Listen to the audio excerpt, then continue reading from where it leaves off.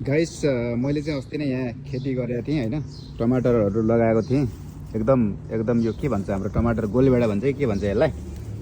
टमाटर एकदम राम्रो फलेको छ है, एकदम राम्रो फलेको छ टमाटर। हेर्नु है यहाँ गाइस, खाने बेला पनि भइसकेको छ, पुरै पाक्न थालेको छ, एकदम दामी भएको छ है।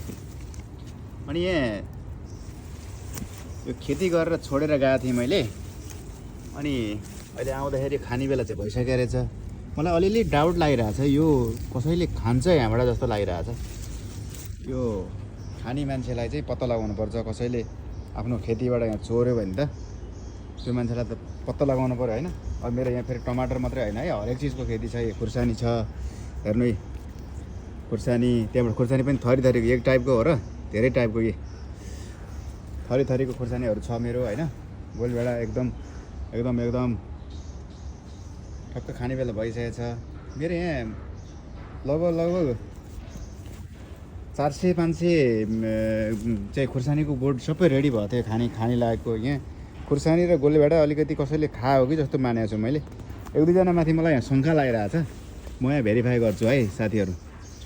अनि मैले त्यो पत्ता लगाएँ भने के गर्ने भन्नु त, त्यो गोलभेडा मेरो यहाँबाट लिएर गएर खाने मान्छेलाई यही गोलभेडाको बोटामा झुन्ड्याउन मिल्छ मिल्दैन भन्नु त। हेर्नु त यहाँ, अरे बाफ्रे बाफ्रे कति छ नि यहाँ। खेती गरे नहुने के रहेछ त, हेर्नु त, दामी छ नि होइन।